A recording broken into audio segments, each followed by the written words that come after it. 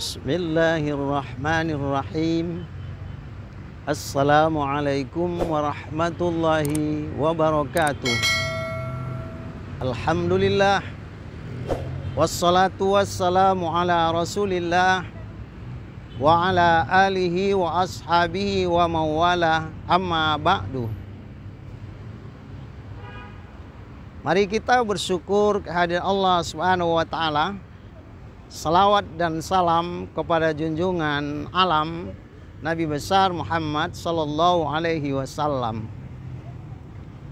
Kaum muslimin dan muslimat yang dirahmati oleh Allah Subhanahu wa ta'ala. Adapun kajian kita pada hari ini adalah langit dan bumi sebagai tanda kebesaran Allah Subhanahu wa ta'ala. Kalau manusia ingin mengetahui bagaimana Allah itu maha besar, Allahu Akbar, lihatlah ciptaannya. Khalaqas samawati bighairi amadin tarawunaha. Allah yang telah menciptakan langit yang tidak ada tiangnya, berdiri kokoh sampai hari kiamat. Arsitektur yang diunggulkan manusia sampai kapanpun tidak akan mampu membuat suatu bangunan yang tinggi kokoh tanpa ada tiang. Maka Allah itu adalah maha arsitektur, mengatur, membuat langit dan bumi ini sesuai dengan keadaannya, sesuai dengan situasi dan kondisi langit dan bumi itu tetap berdiri. Langit kita perhatikan, betapa kita melihat indahnya, betapa kita melihat semakin jauh kita lihat langit itu, semakin jauh pula jaraknya antara bumi dengan langit. Itu adalah tanda kebesaran Allah Subhanahu wa ta'ala. Tidak perlu kita melihat zat Allah, itu mustahil. Nabi Musa alaihissalam yang begitu kuat beribadah, ternyata permintaannya itu untuk melihat zat Allah tidak dapat terlaksana. Lantaroni, tidak bisa engkau lihat aku, kata Allah. Lalu Nabi Musa ingin melihat juga Allah itu bagaimana wujudnya. Allah mempersilakan mencari gunung. Unzur ilal jabal, lihat gunung itu. Setelah sampai ke gunung itu, Allah menurunkan cahaya putih ke gunung itu, lalu hancur. Nabi Musa tersungkur, pingsan, tidak sadarkan diri karena dia tidak mampu melihat zat Allah Subhanahu wa ta'ala.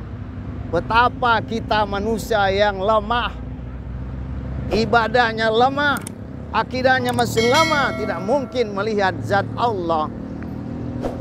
Maka lihatlah ciptaan Allah. Betapa ciptaan Allah, langit, kemudian wal ard, bumi. Bumi ini terbentang luas untuk manusia. Disiapkan untuk manusia, untuk kepentingan hidupnya, mengelola alam, yaitu bumi ini dengan sebaik-baiknya, sehingga menghasilkan bagi kebutuhan hidup manusia. Allah telah menciptakan buktinya. Allah itu maha besar, maha ada. Allah itu wajibal wujud, pasti adanya zatnya. Tapi lihatlah bagaimana ciptaannya. Lihatlah gunung-gunung begitu berbaris-baris. Gunung bukit barisan berbaris-baris, ciptakan Allah sebagai menguatkan bumi. Ya. Untuk mengokohkan bumi ini, Allah ciptakan gunung yang pada awalnya tidak ada gunung.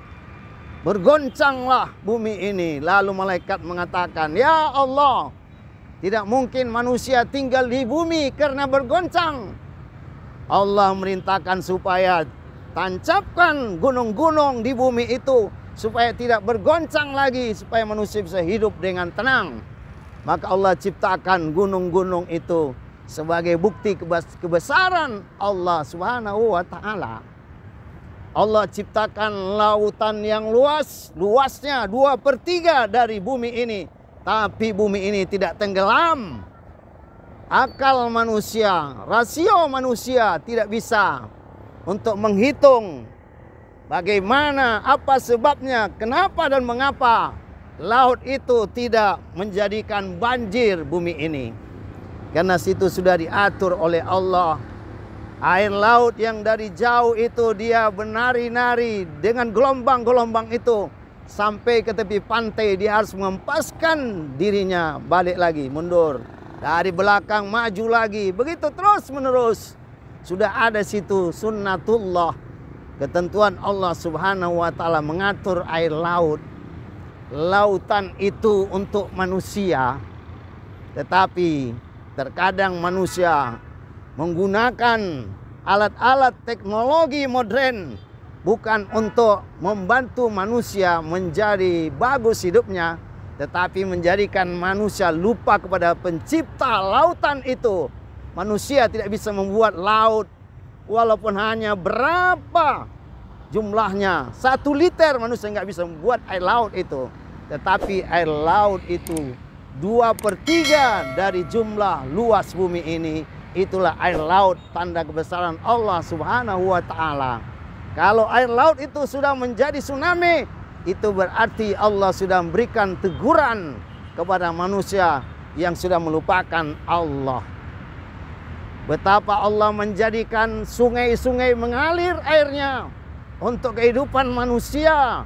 Dari sumber mata air di gunung, dia mengalir ke bawah terus sampai ke permukaan laut. Itulah kebesaran Allah. Allah ciptakan sungai, tapi manusia tidak bisa menjaga sungai itu. Terkontaminasi dengan perbuatan manusia, membuang sampah sembarangan. Akhirnya manusia menjadi korban daripada manusia.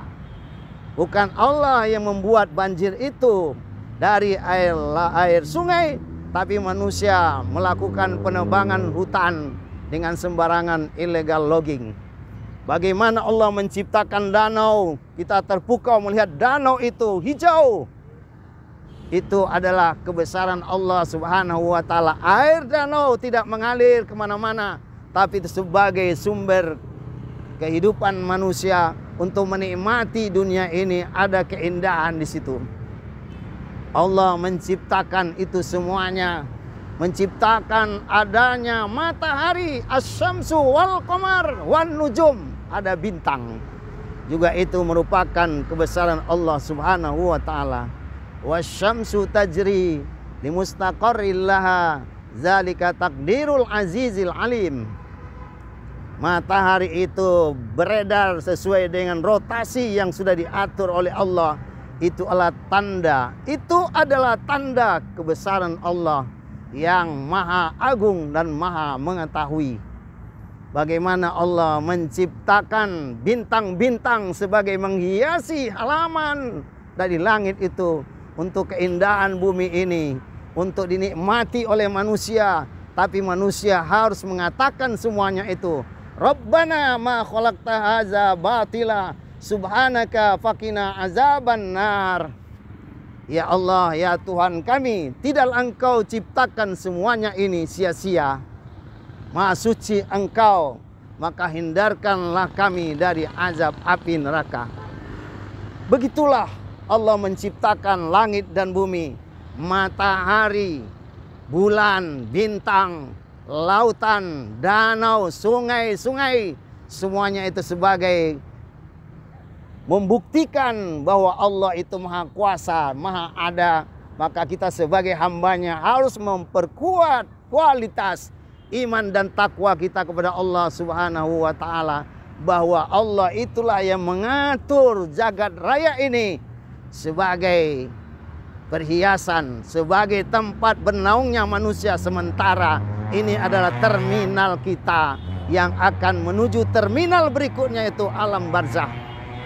Alam barzah itu sangat gelap. Dia akan terang apabila kita terangi dengan cahaya iman dan amal soleh.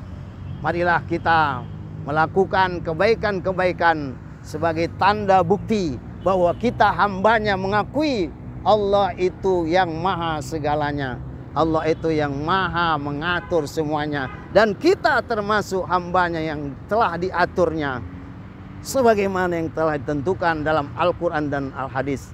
Semoga kita mampu mempedomani ya ayat-ayat Allah dan hadis-hadis Rasulullah untuk menjiwai kehidupan kita lalui.